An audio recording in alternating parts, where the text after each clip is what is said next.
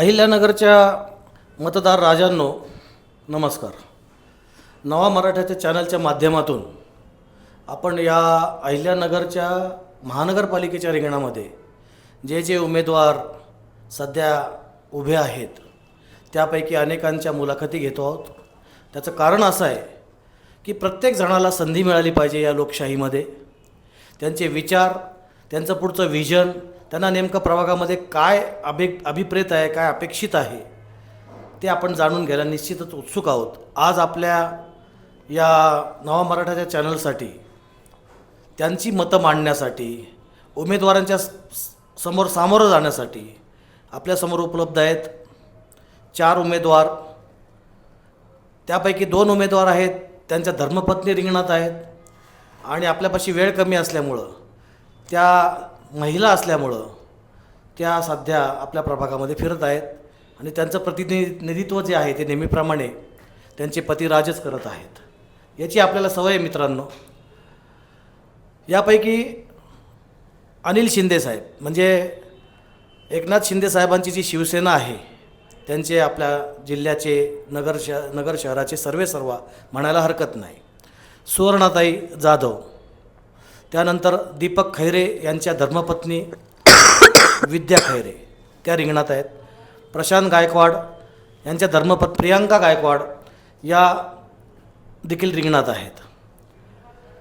मी पहिला प्रश्न तर अनिल शिंदे यांना विचारू इच्छितो आपल्या प्रभागाविषयी, की त्यांना अनेक वर्षाचा अनुभव आहे. त्यांच्या धर्मपत्नी ज्या होत्या त्या महापौर देखील होत्या आपल्या शहराच्या. त्यांना शहराच्या समस्यांची चांगली जाण आहे. त्यांच्या पाठीमागे मोठा अनुभव देखील आहे. म्हणून मी अनिल शिंदे साहेबांना असा प्रश्न विचारतो थेट मतदारांकडनं, की सध्या मतदारांमध्ये जो संभ्रम आहे तर तो त्या संभ्रमाच्या बाहेर जाऊन आता विचार करू लागला आहे मतदार, की कोण कुठे, कोण कोणत्या पक्षाचा आहे, काय आहे, याच्या पलीकडे जाऊन तो विचार करतो आहे की जाऊ द्या सगळं गेलं, आपण आता माणूस बघूयात, फक्त माणूस बघूयात. तो कामाचा माणूस आहे का, तो आपल्या हाकेला ओ देणारा माणूस आहे का, खरोखरच आपल्या प्रभागामध्ये विकास कामं करू शकणारा माणूस आहे का. म्हणून मी शिंदे साहेबांना विचारतो की आपल्या प्रभागामध्ये आपल्या मतदारांनी यावेळी देखील का बरं तुम्हालाच मतं द्यायची. आज आपल्या अहिल्यानगर येथे जे सार्वत्रिक निवडणूक होऊ घातली त्या निवडणुकीमध्ये माझ्या शिवसेना या पक्षाचे आम्ही 4ही उमेदवार या ठिकाणी उभे आहोत. खरं तर जो वंचित भाग असेल किंवा काही ठिकाणी झोपडपट्टीचा बऱ्यापैकी 10 ते 12 झोपडपट्टी त्या ठिकाणी आहेत आणि सुशिक्षित भाग देखील आमच्या आगरकर मळ्यामध्ये आहे. परंतु मी आत्तापर्यंत कामं केली, आम्ही शिवसेनेने कामं केली ती, तर ही शिवसेनेने कामं केलेली आहेत. मी एकनाथजी शिंदे साहेबाच्या पक्षामध्ये प्रवेश केल्यानंतर मला त्या ठिकाणी निधी मिळाला. त्या निधीचा उपयोग मी प्रभागामध्ये ज्या ठिकाणी आवश्यकता आहे त्या ठिकाणी मी ते कामे प्रभावीपणे केले. परंतु याच्या पलीकडे जाऊन मला उद्याच्या काळामध्ये, उद्याच्या निवडणुकीनंतर मला काय अपेक्षित काम आहे ते माझ्या डोळ्यासमोर ठेवून मी आज या निवडणुकीच्या रिंगणामध्ये उतरलेलो आहे. मला माझ्या प्रभागामध्ये 4 ठिकाणी कल्याण रोड असेल, आगरकर मळा असेल, केडगाव भाग असेल, ज्या ठिकाणी ओपन पेस आहेत त्या ठिकाणी मला खरं तर उद्यान हा एक माझ्या डोळ्यासमोरचा विषय आहे त्या ठिकाणी. दुसरी गोष्ट की आपल्या प्रभागामध्ये, माझ्या मतदारसंघामध्ये शिक्षक वर्ग मोठ्या प्रमाणात आहे. जे आत्ता कल्याण रोड परिसर त्या ठिकाणी देखील त्या शिक्षकांचे मुलं आहेत. मला एक स्पर्धा परीक्षा केंद्र देखील त्या ठिकाणी मला उभारण्याचा माझा त्या ठिकाणी मानस आहे. दुसरी गोष्ट की झोपडपट्टीच्या ठिकाणी 4 जे भाग आहेत, केडगाव असेल, कल्याण रोड असेल, रेल्वे स्टेशन परिसर असेल, त्या ठिकाणी गोरगरिबांसाठी हिंदू हृदय सम्राट बाळासाहेब ठाकरे दवाखाना या 4 ठिकाणी मी दवाखान्याचं देखील मी प्रस्ताव उद्याच्या काळामध्ये मी एकनाथजी शिंदे साहेबाकडे दिला आहे. परंतु त्याचा माझा प्रस्ताव देखील त्या ठिकाणी मंजूर होईल आणि ती एक मला ते काम करायचं आहे उद्याच्या काळात। आणि राहिलेले काही कामं असतील कुठं थोडेफार निधीच्या अभावी रस्त्याचे कामं राहिले असतील ते देखील मला पूर्ण करायचे आहेत। आणि प्रामुख्याने आपल्या प्रभागामध्ये की एक उद्यान आणि त्या झाडं कसे त्या ठिकाणी लावले पाहिजेत आणि ते झाडे कसे जोपासले पाहिजेत, त्याच्यापासून आपल्याला सगळं आरोग्यासाठी ते जे महत्त्वाचे विषय आहेत, रस्ते, पाणी, गटार हे तर आपण करतच आहोत, तो विषय नाही, पण याच्या पलीकडे जाऊन असे माझे 4 प्रभागासाठी 4 प्रामुख्याने मुद्दे माझे आहेत की हे मी येत्या 5 वर्षाच्या आतमध्ये हे केल्याशिवाय राहणार स्वस्थ बसणार नाही। एवढंच मी मतदार राजांना मी माझ्या ग्वाही देतो। हे मी अत्यंत प्रभावीपणे हे कामं मी त्या ठिकाणी राबवणार आहे। ठीक आहे, तुम्ही तुमचं व्हिजन, तुमचा जो काही प्लॅन आहे पुढच्या 5 वर्षामध्ये, जर तुम्ही यदा कदाचित निवडून आलात तर पुढे तुम्ही काय करणार आहेत हे तुम्ही मतदारांना जाहीररित्या या कॅमेऱ्याच्या समोर सांगितलेलं आहे। ठीक आहे, मी तुमच्याकडे पुन्हा त्या विषयावर येणारच आहे। पुढे मी सरकतो आहे आपल्या सुवर्णताई जाधव यांच्याकडे। त्या बांधकाम समितीच्या सभापती पण राहिल्या आहेत आणि मागच्या काही वर्षामध्ये त्यांनी तिथलं नगरसेवक भूषवलेलं आहे। त्यांना मी विचारतो की त्या महिला आहेत, फक्त महिलांचा विषय असा नाही आहे, परंतु आपल्या प्रभागामध्ये त्यांनी काही वेगळा काही विचार केला आहे का की जे त्यांच्याकडनं मागच्या 10 वर्षात घडू शकलं नाही, ज्या गोष्टी त्यांच्या स्वप्नात आहेत की या करणं फार गरजेचं आहे आपल्या आधुनिक युगाला जर तोंड द्यायचं असेल तर अशा काही गोष्टी तुमच्या डोक्यात आहेत का की निदान तुम्ही दिलेले तुमचं व्हिजन पाहून, तुम्ही दिलेले ते शब्द पाहून या निवडणुकीमध्ये मतदारांनी एक गठ्ठा मतदान तुम्हाला करावं असं काय आहे? महिला म्हटलं की महिलांचा प्रश्न असतो पहिला पाण्याचा। आता कल्याण रोड हा जो भाग होता तिथे 15-15, 20-20 दिवस पाणी नव्हतं। आम्ही चौघांनी देखील महानगरपालिकेत पाठपुरावा करून त्या पाण्याची 15 दिवसाचं पाणी निदान 4 दिवसांवर आणलं। तर आता यापुढे आम्ही प्रयत्न करू महिलांसाठी, मी म्हणा, आम्ही चौघं म्हणा, की ते पाणी दिवसाड कसं आम्हाला करता येईल। आणि बऱ्याच ठिकाणी पाण्याचा प्रॉब्लेम आहे, काही ठिकाणी पुरेशा दाबाने देखील पाणी जात नाही। ते पाणी आपल्याला वेळोवेळी त्या महिलांपर्यंत मला मी तुम्हाला मध्ये याच्यासाठी थांबवतो की वॉटर, मीटर आणि गटर या 3 शब्दांभोवती विकास फिरणारा नसावा।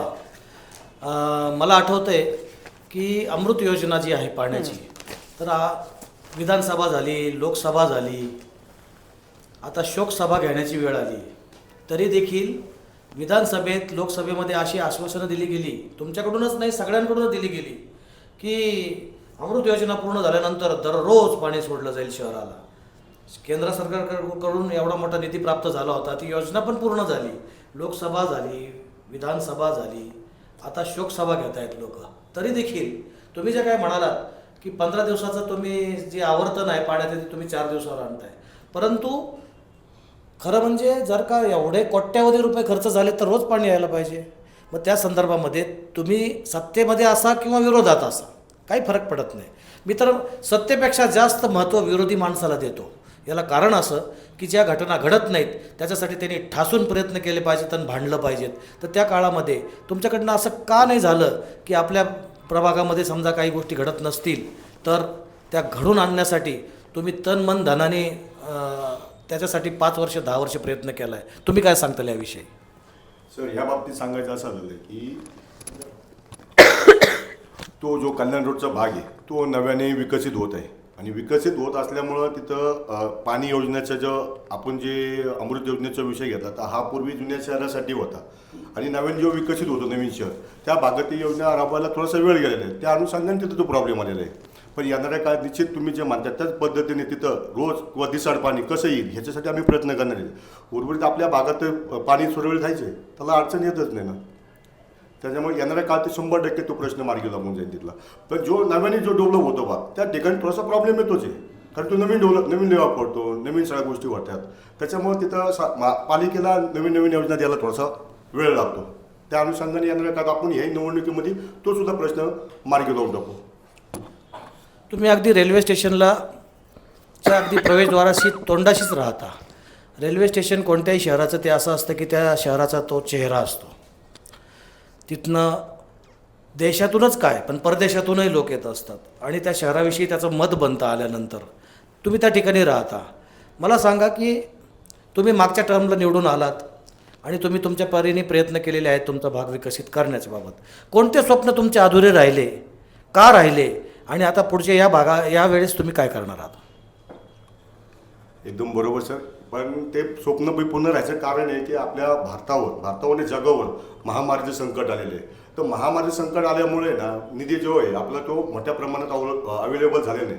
तर नगर शहराचं नाक म्हणजे स्टेशन रोड परिसर आहे आणि स्टेशनच्या बाहेर ज्या पद्धतीने डेव्हलप व्हायला पाहिजे त्या पद्धतीने करता आलं नाही आपलं तिथं येणाऱ्या काळात आपण तिथं सुशोभीकरण चांगल्यापैकी म्हणजे एक स्टॅच्यू करणार आहे की नगर शहरामध्ये ज्यावेळेस उतरतो माणूस स्टॅच्यू बघितल्यानंतर आपल्याला लक्षात आलं पाहिजे की नाही स्टेशन चांगलं आहे.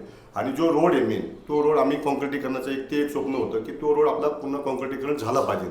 मूळ मुद्दा तो आहे आपला तो. दीपकजी, तुमच्याकडे येताना मला आठवण होते की आपल्या भागामध्ये विशेष करून जर आजही तुम्ही जर एक संध्याकाळी दुपारी सकाळी कुठेही चक्कर मारली तर आपल्या भागामध्ये किमान 10-15 क्लिनिक आहेत, दवाखाने आहेत. ते दवाखाने ओसंडून वाहत आहेत सध्या. तिथं बसायला देखील जागा नाही आणि बऱ्याच जणांची तक्रार आहे की आपल्या भागामध्ये अतिशय दूषित पाणी येतं आहे. मग त्याचा परिणाम म्हणून लोक आजारी पडत आहेत. हा एक प्रश्न झाला. मी सुरुवातीलाच म्हणलं की फक्त वॉटर मीटर आणि गटर याविषयीच आपल्याला बोलायचं नाही आहे. तो यथावकाश होईल कदाचित. तुम्ही मागे लागताल किंवा आमच्यासारखे काही संस्था मागं लागतील. तुम्हाला कल्पना आहे की आपल्या सीना नदीच्या पुलावरती लाईटसुद्धा नसतात. त्या आमच्या जागरूक नागरिक माणसांनी अनेकदा आंदोलनं केली. ते तुम्ही सगळेजण त्याचे साक्षीदार आहात की त्या लाईटांसाठी आंदोलन केली. ते आपल्या प्रभागातच येत आहे. त्यानंतर सगळ्यात मोठा विषय तो म्हणजे अमरधाम. जसं जसं नगर शहराची विस्तार होतो आहे लोकसंख्येच्या मानाने, भूगोलाच्या मानाने, तर अमरधाम हा जो विषय आहे ना अद्यावत ज्याला म्हणता येईल असं, जो तो उठतो आणि तो आपल्या अमरधाममध्ये जातो. तर असे अनेक प्रश्न आहेत की त्या प्रश्नाच्या बाबत आपले मतदार तुमच्याकडून जाणून घेऊ इच्छितात की आपली चर्चा ही फक्त वॉटर मीटर गटरपुरती मर्यादित न राहता आपण अजून काय करू शकतो, आपण आपल्या भागामध्ये अजून काय करू शकतो, तुम्ही काय सांगता? अमरधामचा विषय असा आहे की तिथं समजा पहिले एक वॉचमॅन होता महापालिकेचा, तिथं आता रिटायर झाला, त्याच्या जागेवर माणूस नाही भेटला. आत्ता आम्ही एक जोडी ठेवलेली तिथं. ते शेवटच्या शेवटीसुद्धा माणूस सगळं तिथं सरपंच सगळी व्यवस्था झालेली आहे आपल्या अमरधाममध्ये. पाणी नव्हतं तिथं, मोटर बिटर चालू आहे सगळ्यांचे आमच्या शिवसेने पक्ष. आणि मी स्वतः लाईटीवर समजा जे साधारण छोटे छोटे कामं असतील मोठे असतील तिथं मी 24 घंटे म्हणजे हाक मारली की आम्ही चारही नगरसेवक स्वतः मी बी असतो किंवा ह्यांच्याकडे आले तर मला सांगते, त्यांच्याकडे आले तर अशा या पद्धतीने आम्ही कामं करीत असतो. नाही, आपल्या प्रभागामध्ये तुमच्या चौघांपाशी पण येऊन मी पहिली फेरी प्रश्नांची पूर्ण केली. त्याच्यामधून मला जे जाणवलं आहे, हां, शिंदे साहेबांनी जे सांगितलं की त्यांच्या डोक्यामध्ये आगामी काळामध्ये उद्यानाची योजना आहे. आपल्या भागामध्ये मातोश्री उद्यान नावाचं फार मोठं उद्यान फक्त कागदावरती आहे. 1.5 एकरामध्ये येते, थोडं तिडकं नाही, आणि त्या ठिकाणी पूर्णपणे बाभळी माजलेली आहे. आपल्या घरामधून महापौर पोत झालेलं आहे. आपण स्वतः 10-15 वर्षापासून तिथं कार्यरत आहात. तर त्या उद्यानाची अशी जर दुरावस्था असेल तर त्याची काय कारणं आहेत हे मतदारांना आपण सांगावीत प्रामाणिकपणे की काय काय अडचणी तुम्हाला पण येऊ शकतात. कारण तुम्ही पण सुपरमॅन नाही आहात. कारण तुम्हाला देखील काही राजकारणामध्ये विरोधक आहेत, निधी आहे, निधीचा अभाव आहे, मनुष्यबळाचा अभाव आहे, त्याच्यानंतर तुम्ही टाकलेला प्रस्ताव कुठून मंजुरी होऊन येतो का नाही त्याचा अभाव आहे. या गोष्टी मतदारांपर्यंत तुमच्या माध्यमातून जायला हव्यात. दुसरी गोष्ट अशी आहे की ओपन स्पेस हा जो विषय आहे आपल्या भागामध्ये, त्या भागामध्ये जर अतिक्रमण होत असतील, पत्र्यांच्या टपऱ्या उभ्या राहत असतील तर आपल्या नगराची जी काही एक ओळख व्हायला लागली आता सध्या ती म्हणजे पत्र्यांच्या टपऱ्यांची ओळख व्हायला लागलेली आहे. आपल्या नगरमध्ये सध्या 5,000 पत्र्यांच्या टपऱ्या आहेत. 5,000. मग अशी जर ओळख होत असेल तर तुम्ही नगरसेवक आहात, एक मतदार म्हणून मतदारांच्या, मी हे प्रश्न तुम्हाला मतदारांच्या मनातले विचारतो आहे. तुमच्याकडं आशेने पाहिलं जातं की या गोष्टींना तुम्ही पायबंद घातला पाहिजे. आपल्या महानगरपालिकेची अवस्था सध्या भेकेला लागल्यासारखी झाली आहे. याला कारण 245 कोटी रुपये थकबाकी करायची जर असेल तर त्याबाबत नगरसेवकांचं सुद्धा उत्तरदायित्व आहे. या सगळ्या पार्श्वभूमीवर अनिल सर, तुम्ही फार अनुभवी आहात, तुम्ही सिनियर आहात, तर तुम्ही याबाबत काय बोलू शकता की काय कशी ही सुधारणा कशी घडून आणता येईल? त्या ठिकाणी आपण जे प्रश्न केला की पत्र्याचे टपरे 5,000 टपरे आपण शहरामध्ये लावलेले आहे, हे अख्ख्या शहराला माहिती आहे हे कोणाच्या टपऱ्या कुणी लावलेल्या आहेत. त्याच्यामध्ये ते दडपशाही दंडेलशाही त्या ठिकाणी वापरून त्या टपऱ्या त्या ठिकाणी लावतात. परंतु आमच्यासारखे नगरसेवक आहेत, आम्ही पक्षाने आम्हाला बाळासाहेब ठाकरेंनी जे विचार दिलेले की 80% समाजकारण करायचं आणि 20% राजकारण करायचं, त्याच्यामुळं आम्ही काय कोणाशी ते गोष्टी करू शकत नाही. त्यामुळं हे प्रशासनाचं काम आहे ना साहेब. आम्ही त्यांना वारंवार सांगतो, आम्ही तक्रारी देतो की वाहतुकीला मोठा प्रमाणात अडथळा निर्माण होतो, आमचे पत्रव्यवहार आहेत, परंतु प्रशासन देखील त्यांच्यावर कोणाचा दबाव आणतात कुणी हे आम्ही नाही सांगू शकत. पण प्रशासनाने देखील त्याच्यामध्ये हे केलं पाहिजे ना की ते अतिक्रमण सगळं काढलं पाहिजे. हे देखील त्यांचं देखील काम आहे. आम्ही वारंवार सांगतो की ही पत्रा टपरी संस्कृती या शहरात नको आहे. त्याच्यामुळं वाहतुकीला फार मोठ्या प्रमाणात अडथळा निर्माण होतो. निश्चितपणे मी उद्याच्या काळामध्ये त्याच्यावर ॲक्शन आणखी तीव्र घेण्याचा प्रयत्न करतो. नुसती पत्रा संस्कृतीचा विषय नाही आहे की 245 कोटी रुपये थकबाकी असणं ही केवढी मोठी शोकांतिका आहे. आणि मग त्याच्यामुळं कधी कधी तर अशी परिस्थिती निर्माण होते की कर्मचाऱ्यांचे पगार करायला आपल्याकडे पैसा नसतो.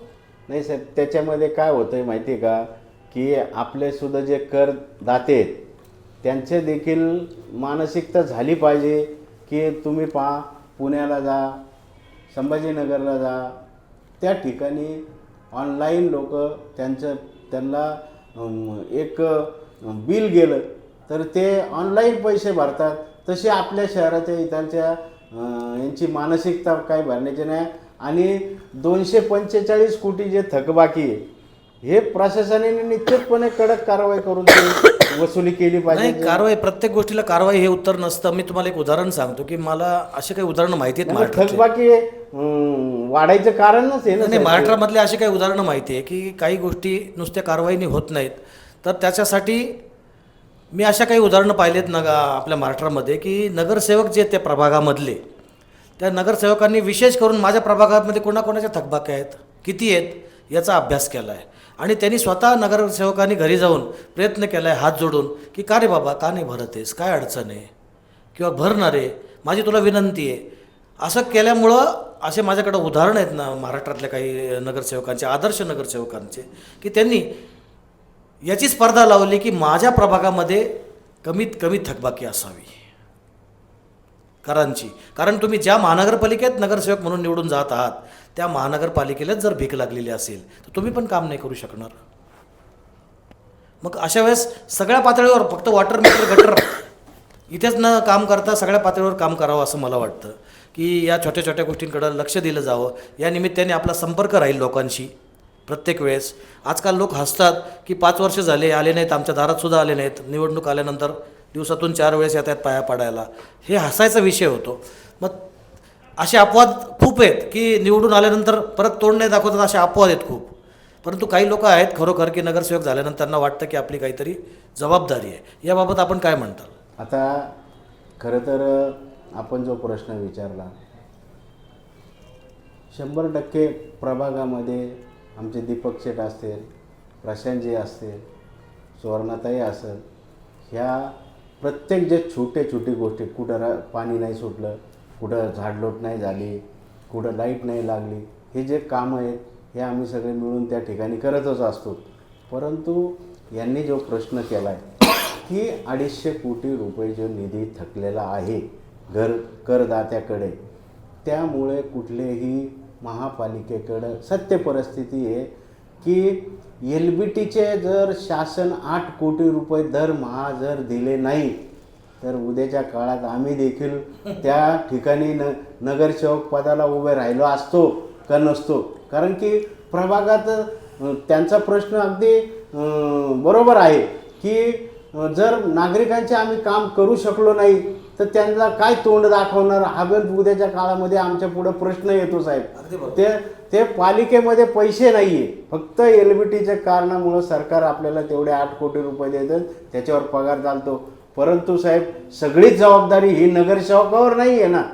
तुम्ही मला विचार, जे आपले विभाग आहेत, जे 5 विभाग आहेत आपल्या ठिकाणी, 5 प्रभाग अधिकारी त्या ठिकाणी, त्या प्रभाग अधिकाऱ्यांनी जर तू त्या ठिकाणी वसुलीला गेला तर त्या ठिकाणी तुला अडचण आली तर आमची नगरसेवकाची मदत निश्चितपणे घ्या ना. आम्ही येऊ ना त्या ठिकाणी, की तुला इथं हे देत नाहीत, काही तुझी वसुली असेल ते समजा तुला, किंवा तुझ्याबरोबर व्यवस्थित बोलत नाही, तुला उत्तर देत नाही, आम्ही त्यांना हात जोडून सांगू, द्या बाबा, आपली पालिका बी चालली पाहिजे आणि आपले विकास कामं बी त्या ठिकाणी झाली आणि पाहिजे. तुम्हाला या ठिकाणी थांबवतो यासाठी की मतदारांमध्ये एक असा मतप्रवाह आहे, तो फक्त तुमच्याबद्दल आहे असं नाही, एकंदर जनरल असा प्रवाह आहे की जर का कारवाई करायला पथक प्रशासनाचं अमुक एखाद्या वॉर्डामध्ये गेलं, मग ते पत्राच्या टपरीवर कारवाई करायला गेलेलं असू दे किंवा कोणाचा तरी कर वसुलीसाठी गेलेलं असू दे, त्यावेळेस पहिला फोन त्या नगरसेवकाचा जातो की हे कारवाई करू नको, त्यामुळं आम्हाला कारवाई करता येत नाही. आणि मग मतदाराला असं वाटतं की हेच त्यांना पाठीशी घालणारे लोक आहेत, मग त्याच्यामुळे या गोष्टी घटत नाही. या गोष्टी देखील मतदारांपुढे प्रामाणिकपणे यायला हव्यात असं मला वाटतं. आजचा मतदार हा खूप आधुनिक झालेला आहे मित्रांनो. मतदारांनो लक्षात घ्या की आपण जेव्हा आपलं मत बनवत असतो तेव्हा ते जनरल मत बनवत असतो, परंतु त्याच्यामध्ये अनेक अपवाद असतात, ज्या काही अडचणी असतात. अनिल शेठ म्हणले त्याप्रमाणे सगळाच काही उत्तरदायित्व नगरसेवकाचं नाही आहे, आपलं देखील आहे की आपण देखील जबाबदारीने वागलं पाहिजे, आपण आपला कर भरला पाहिजे. जर का आपल्याला काही अडचण असेल तर त्यांच्या कानावर घातलं पाहिजे. आपले ते प्रतिनिधी आहेत आपल्या प्रभागाचे. अशा अवस्थेमध्ये जर आपला समन्वय राहिला नाही, त्यावेळेस जर का हे उपलब्ध झाले नाही तर तुम्ही आमच्यासारख्या जागरूक नागरिक मंचाच्या व्यासपीठावर येऊ शकता, मग त्यांना उपलब्ध कसं करून द्यायचं हे आम्ही पाहू. विषय असा आहे की त्यामध्ये आपला मतदार आता खूप आधुनिक झाला आहे सुवर्णताई, आणि त्याला तुम्ही आता गोलमोल उत्तर देऊन, गोलमटोल उत्तर देऊन आता काही भागणार नाही आहे. आपला मतदार खूप जागरूक झाला आहे, स्मार्ट झाला आहे. म्हणून मी या मुलाखतीच्या शेवटी तुम्हा सर्वांना अशी विनंती करतो की प्रत्येक जणांनी एक वाक्यामध्ये सांगावं की या सगळ्या दूषित वातावरणामध्ये इतकं दूषित वातावरण झालं आहे की मतदार देखील फ्रस्ट्रेट झालेला आहे. तुमच्याकडनं जास्तीत जास्त मतदान घडून आणलं जाईल का नाही ही देखील शंका निर्माण झालेली आहे. लोक एवढे उदासीन झालेले आहेत. तर त्यामुळे तुमच्या प्रत्येकाने आपल्या वॉर्डामध्ये मलाच का तुम्ही मतदान करा, मलाच का निवडून द्या, माझ्या डोळ्यासमोर काय गोष्टी आहेत आणि मी त्या केल्याशिवाय राहणार नाही असा एक वचननामा. आणि मला एक सांगा, शिंदे साहेब म्हणजे जे आपले मुख्यमंत्री होते, त्यांचं जे काही प्रशासन आहे किंवा त्यांची जी बुद्धिमत्ता आहे, त्यांची जी काही काम करण्याची पद्धत आहे ही त्यांनी चांगली दाखवून दिलेली आहे. त्यांनी एक सरकार रात्रीतून उलटून दाखवलेलं आहे. गोष्ट अशी आहे की अशा वातावरणामध्ये जर त्यांच्याकडे ही धमक आहे तर तुमच्याकडनं अजूनही मतदारांपर्यंत कुठलाही वचननामा किंवा जाहीरनामा का पोहोचला नाही? नाही, आमचं त्या ठिकाणी आमच्या पक्षाचंच पूर्ण शहरातच त्याचं काम चालू आहे. ते आम्ही 2 दिवसात ते जाहीर करणार आहोत. साहेब येणार आहे, त्या आमची एकनाथजी शिंदे साहेबांची सभा या नगर शहरामध्ये उद्या परवा 2-3 दिवसामध्ये होणार आहे. म्हणजे त्यावेळेस आम्ही आमच्या पक्षाच्या वतीने तो जाहीरनामा आम्ही त्या ठिकाणी जाहीर करणार आहे. वचननामा याच्यासाठी पाहिजे प्रशांत सर की त्या जाहीरनाम्यामध्ये, वचननाम्यामध्ये तुम्ही कोणत्या गोष्टी नमूद केल्या आहेत ते मतदार वाचतो आणि तो अरे हे काय तेच आहे का, वॉटर मीटर आणि गटर, याच्या डोक्यामध्ये दुसरा काही विषयच नाही का? म्हणून जाहीरनामा आणि वचननाम्यामध्ये जर का अशा काही गोष्टी असतील की हो त्या मतदारांना अपेक्षित आहे तर तुम्ही बरोबर त्याच्यामध्ये घेतल्या आहेत, तर त्या दृष्टीने जाहीरनामा आणि वचननामा येणं अपेक्षित होतं तुमच्याकडनं. आणि दुसरी गोष्ट अशी की आत्ताचं जे वातावरण आहे, तुम्ही कदाचित आपण आमच्या नवा मराठीच्या चॅनलकडनं आणि सगळ्या मतदारांकडनं तुम्हाला शुभेच्छा आहेत की तुम्ही सगळेजण जर यशस्वी झाले या निवडणुकीमध्ये, तुमचे सगळे सीट निवडून आले आणि तुम्हाला असं वेळ आली की सत्ता स्थापन करायची आता, तर अशा वेळेस तुम्ही कोणाबरोबर जाणं पसंत करता? आता सर्वश्रुत आहे या शहराला, कोणाबरोबर जावं? आम्ही स्वतंत्र प्रयत्न करू की स्वतंत्र शिवसेनेचा महापौर झाला पाहिजे याच्या प्रयत्नशील आम्ही राहू. अच्छा, म्हणजे ही नुरा लढाई होणार नाही आहे की तू मारल्यासारखं कर, मी रडल्यासारखं करतो, आणि नंतर निकाल लागल्यानंतर आपण सगळेजण भाऊ भाऊ हो, असं असं तर काही सुहासजी, आपण खूप सुज्ञ आहात. आम्हाला हा प्रश्न विचारला तुम्ही, बरं झालं. आम्हाला अपेक्षा होती या प्रश्नाची आणि त्याचं उत्तर देखील या शहरातली जनता देणार आहे. आम्हाला आम्ही काय कुठलं, आमच्याकडं काय पद नाही असं कुठलंच. आमच्या शिवसेना या पक्षाकडं आज नगरसेवक सोडलं तर कुठलं पद नाही, आमच्याकडं कुठला नेता नाही. आम्ही सर्वसामान्यच तुम्हीच आमचे नेते आहेत आणि जनता जनार्दन हेच आमचे मतदार राजा आहेत, तेच आम्हाला न्याय देतील. आज आमचे शिंदेसाहेब आहेत, ते आम्हाला हे करतायत. त्यांनी तर सगळ्या त्या गोष्टी या ठिकाणी दिलेल्याच आहेत. आम्ही त्या माध्यमातून त्या तो प्रसार करतो, प्रसार आणि प्रचार दोन्ही पण त्या गोष्टी त्या ठिकाणी करतो. परंतु आता आम्ही या ठिकाणी आमची जी लढाई आहे, ती लढाई आमची फक्त शिवसेनेची आहे, एक कार्यकर्त्या म्हणून लढाई आहे. आपण सगळे मतदारांनी आम्हाला साथ द्यावी एवढीच मी आपल्याकडून अपेक्षा करतो आणि विनंती करतो. जय हिंद, जय महाराष्ट्र. मित्रांनो, आपल्याला कल्पना आहे की नगरसेवक असो किंवा स्थानिक पातळीवरचे कोणी नेते मंडळी असो, शेवटी त्यांना निर्णयाच्या बाबतीत श्रेष्ठींवर अवलंबून राहावं लागतं. कारण वर काय घडेल ते सांगता येत नाही आत्ता, आणि मग खाली काय घडेल ते वरती काय घडेल याच्यावर अवलंबून असतं. त्यामुळं आपल्याला त्याच्याशी काही घेणं देणं नाही. आपण एक गरीब मतदार आहोत. आपण फक्त निवडणुकीच्या दिवशी मतदार राजा होतो, तो एक दिवसाचा आऊट घटकेचा राजा असतो. परंतु त्याच्यानंतर त्या मतदाराची काय अवस्था होते ते आपण सगळेजण नेहमी अनुभवतोच. पण त्याच्यानंतर ही जी काही मंडळी आहे, ही मंडळी निवडून आल्यानंतर ते आता आपल्याला आश्वासन देतील. प्रत्येकाला आपण संधी देऊयात की आपण त्यांनाच का मतदान करायचं. आणि आता या निवडणुकीमध्ये धनशक्तीचा प्रयोग होणार आहे. साम दाम दंड भेद बिनविरोध बरेच निवडून आलेले आहेत. आता त्याची 100 कदाचित सेंच्युरी गाठली जाईल. आणि हे लोकशाहीला अतिशय घातक अशी समीकरणं बनायला लागलेली आहेत. अशा वेळेस आपल्यासारख्या मतदारांनी जरा सुज्ञ व्हावं आणि योग्य उमेदवार निवडावा. तो योग्य उमेदवार निवडताना तो कसा असावा, त्यांनी काय दिलेलं आहे आपल्याला नेमकं आश्वासन, याचा विचार करावा. म्हणून आपण या चौघांकडनं आज एकेका वाक्यामध्ये आश्वासन घेऊयात. मी आणि आमचा प्रभागातले 4ही नगरसेवक माझी मंडळी प्रियांका प्रशांत गायकवाड, येणाऱ्या काळात निवडून आलो तर आपल्या प्रभागामध्ये एक विरंगुळा केंद्र ज्येष्ठ नागरिकांसाठी आणि रेल्वे स्टेशनची शाळा ही महापालिकेअंतर्गत आहे. तिला थोडं आधुनिक पद्धतीने ती शाळा करण्याचा एक मानस आहे माझ्यावाला. आणि स्वच्छ पाणी आणि आपला प्रभाग स्वच्छ आणि सुंदर कसा राहील याच्यावर काम करणं.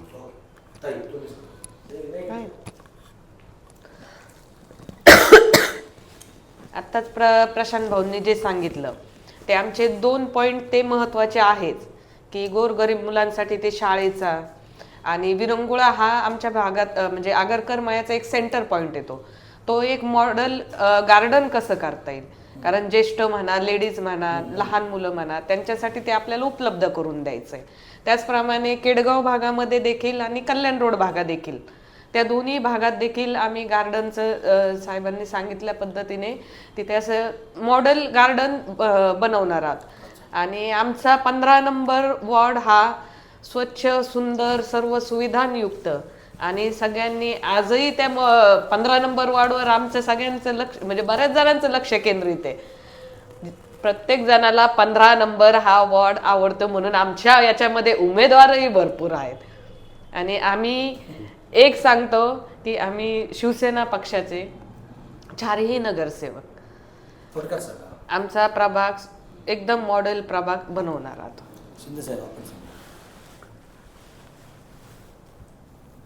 माझ्याकडं नगरसेवक म्हणून त्या प्रभागाची जबाबदारी आहे. मी या पॅनलचा प्रमुख म्हणून आहे. मी साहेब, तुम्ही प्रभागामध्ये जा की गेल्या 5 वर्षामध्ये मी अनेक कामं केलेली. मी पुढे काय करणार ते सांगा. हां, मी सांगितलं ना मगाशी तुम्हाला सांगितलं. तुम्ही फक्त एक आश्वासन द्यायचं आपल्याला मतदाराला. हां, अनिल शिंदे साहेबांकडनं मतदाराला मी माझं मानस उद्या स्पर्धा परीक्षक केंद्र आपल्या त्या ठिकाणी निश्चितपणे गार्डन 4 ठिकाणी त्या 4 भागामध्ये करणार आहे.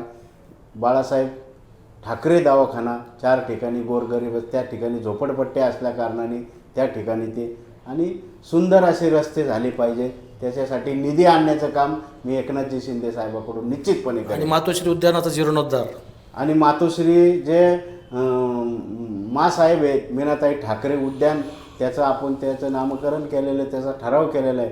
त्याच्यासाठी देखील आता मी आश्वासन नाही देत पण त्याच्यासाठी साहेबांकडं मी 1 कोटी रुपयाची मागणी केलेली आहे. ते देखील अतिशय सुसज्ज असं गार्डन त्या ठिकाणी करण्याचा माझा मानस आहे. खरं साहेब.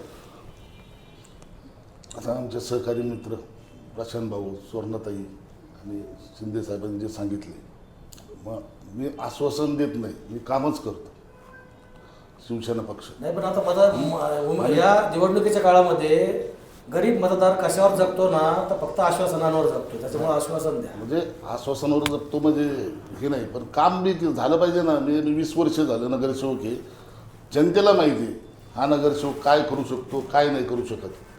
24 घंटे उपलब्ध राहणार नगरसेवक म्हणजे आम्ही सगळे त्याच्यात. मी नाही दीपक शेठ, मी तुम्हाला पाहिलं आहे रस्त्यावर, अनेकदा पाहिलेलं आहे, तो प्रश्न नाही आहे की आपल्या प्रभागामध्ये बऱ्याचशा नगरसेवकांना मी रस्त्यावर पाहिलं आहे की रस्त्यावर उभं राहून ते काम करताना मी बघितलेलं आहे. परंतु तरी देखील जर का 10-10 वर्ष काही प्रश्न प्रलंबित राहत असतील तर तुम्ही माना नका मानू, तुम्हाला काय अडचणी असतील त्या असतील, परंतु हा तुमचा थोडासा पराभव आहे की त्या समस्या का राहिल्या तर इथून पुढे त्या राहता कामा नयेत. तुम्ही जर का जेव्हा येताल तेव्हा त्या सुटल्या पाहिजेत असं मतदारांचा इच्छा आहे. म्हणून मित्रांनो, आपण आपल्याकडून नवमराठाच्या चॅनलकडून सगळ्या मतदारांकडनं या शिवसेनेच्या उमेदवारांना शुभेच्छा देऊ आणि या मुलाखतीची सांगता करू. धन्यवाद. नमस्कार.